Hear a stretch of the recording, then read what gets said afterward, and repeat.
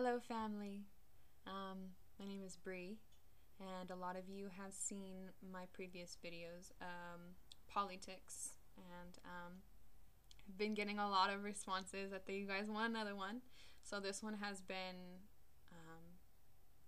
in waiting. This video is going to be very different. It's a lot of knowledge that you guys have not heard before. And I really need you guys to watch the whole thing, because I'm not doing this for fame or glory or anything like that. I give all that to God, but one of the things I am doing this for is to warn, awaken, and inform the body of what's going on, because we look around and we are definitely living in the year 2012, and you guys know exactly what I'm talking about. I want to first acknowledge the kids in Connecticut.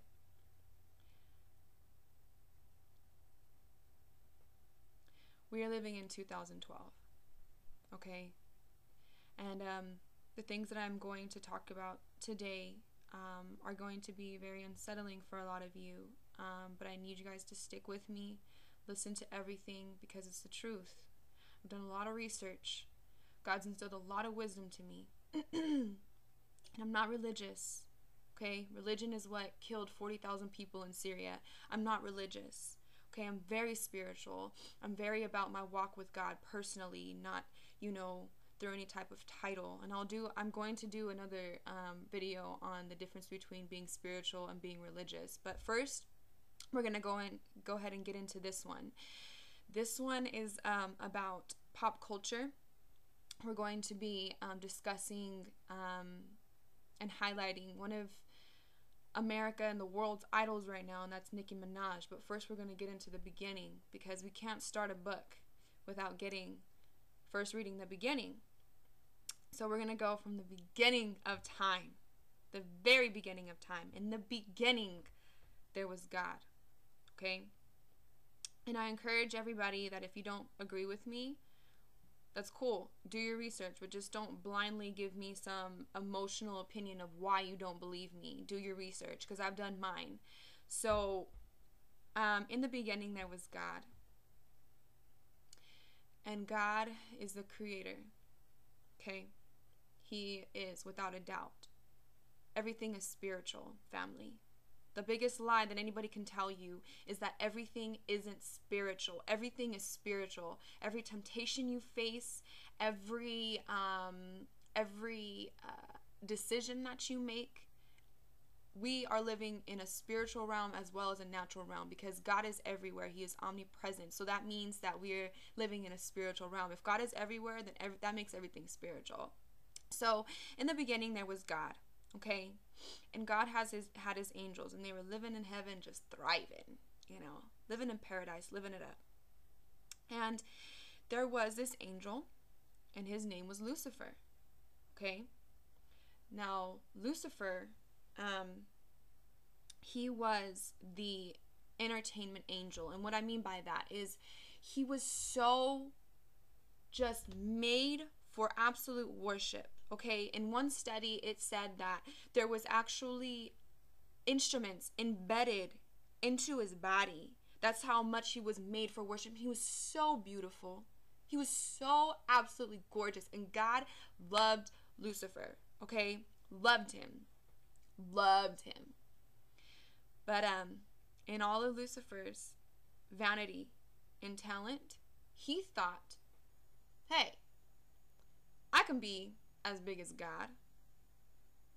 And he got a conglomerate of angels to think the same way. And that is the epitome of blasphemy, okay? You never think that you can be as big as your creator. That's just not even a thought. You know what I mean? So he convinced this conglomerate of angels to think, hey, you know what? If we band together in all of our talents, and look, we got this, we can be as big as God. All right? So he convinced them. He's a manipulator. Okay? He's the king of deception. He's the king of lies.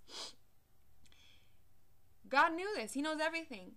So when he saw that they were plotting this, he had the ultimate betrayal. That was the first original sin. The original, the OG of sins was Lucifer thinking that he can be bigger than God or as good as God.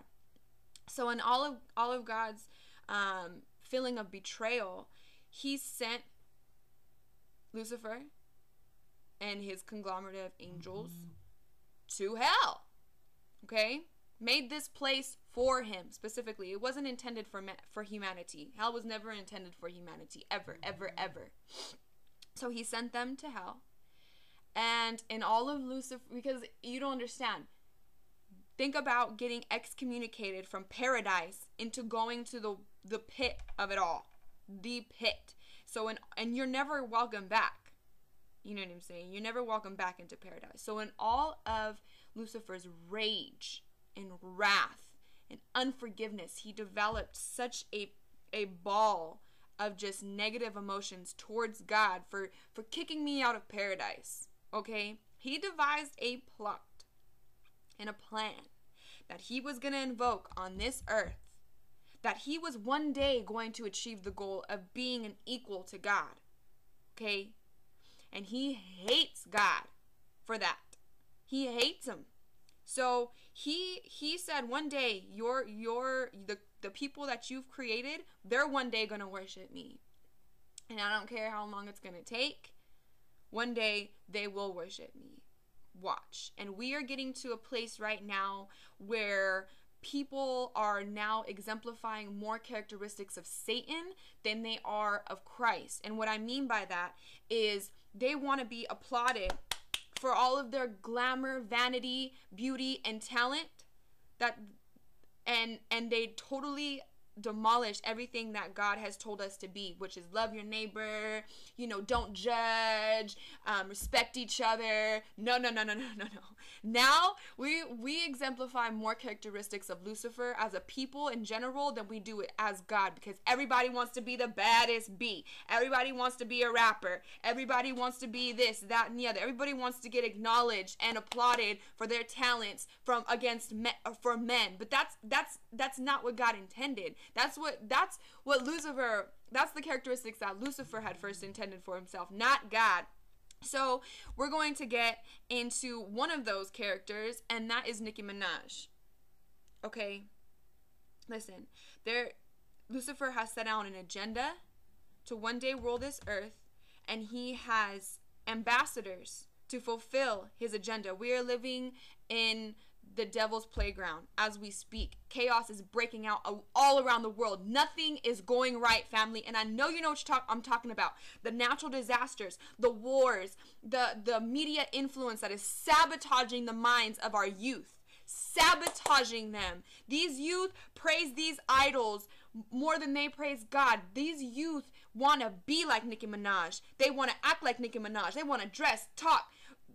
They want to be Nicki Minaj. And Nicki Minaj, listen, Nicki Minaj has openly and outrightly said she's possessed. I am possessed with Roman. And we're going to get into that. Okay, so Nicki Minaj, listen. I'm not putting myself on a pedestal, okay? I was once a Nicki Minaj fan, all right? I was living in LA at the time. She came out with Pink Friday, and it was in November of 2010, and it reached #1 on Billboard, and it spent like 39 weeks on Billboard, and you had Fly and Super Bass and Right Through Me and Did It On 'Em and Your Love, but my song was Moment for Life, because I was living in LA, and I was like, I want to have this moment for life. And then everything came to a screeching halt when the 54th Grammy Awards came on, okay? And here comes Nicki. She performed, right? So I wasn't going to miss this because I was a Nicki fan. You know what I mean? Total Nicki fan. Go Nicki. And I watched this. Now, keep in mind, I'm very, I'm spiritual. So I watched this, and there was just something in my spirit felt dirty after I watched this performance. And I don't know if you guys caught this, but you guys can catch it on YouTube. But let me explain it to you. Let me break it down what happened on the 54th Annual Grammy Awards, all right?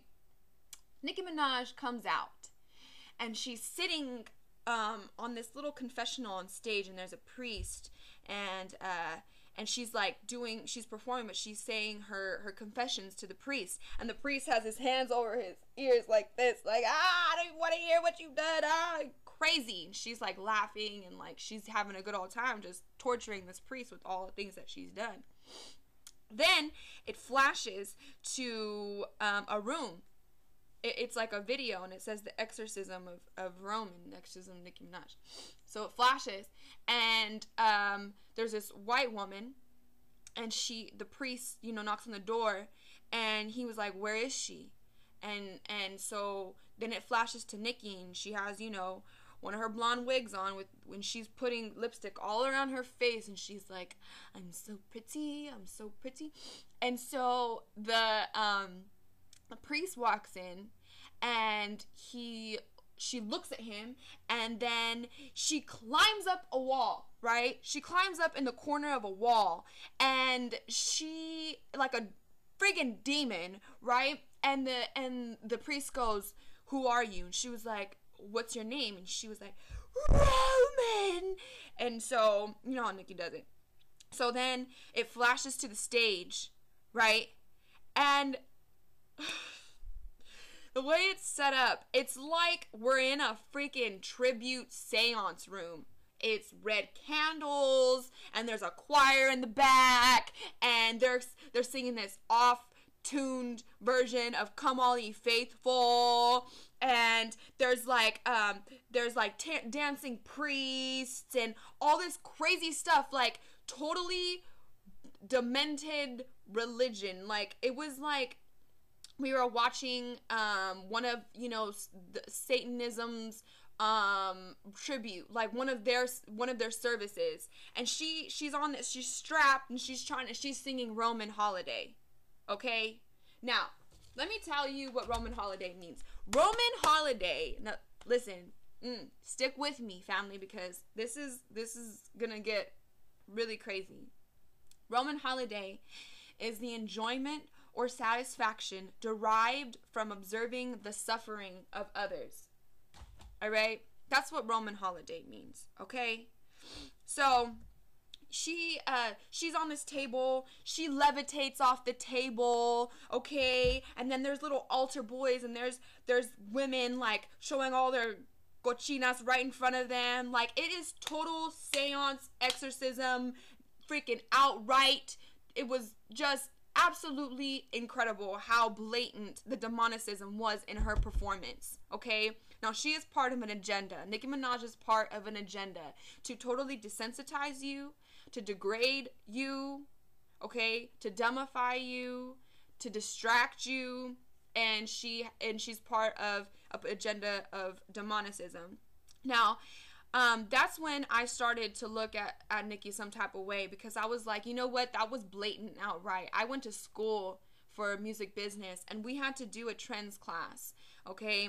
And when people were studying, fashion and all that kind of stuff, I was noticing the demonicism that has been plaguing, that they have been implementing. Because see, when anybody wants you to memorize something, and when anybody wants to condition you, they throw it in your face all the time. And media, listen, like I said with Lucifer, he is your entertainment angel. He is totally versed, and he has his doctorate in entertainment. That is the one thing that he knows more than anything. He was the entertainment angel. So don't think, family, for one moment that the things that you consume through your eyes and through visually, those are conditioning you, those are brainwashing you, and the government is super corrupt.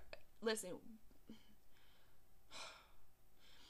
they want this generation in the palm of their hands. They want you guys to totally be hostile. They want you to totally be how you guys are right now. I'm sorry, but you guys are totally the product of their agenda. And you know what? It's not partially your fault, because when you are 5 years old, you're already exposed to 50,000 murders. You think that's by coincidence that there's so much filth on TV? Everything that you turn on, everything that you consume through a media outlet, whether it be the TV, whether it be the radio, whether it be the internet, anything, is totally bombarded with sexual immorality, anything. You have a temptation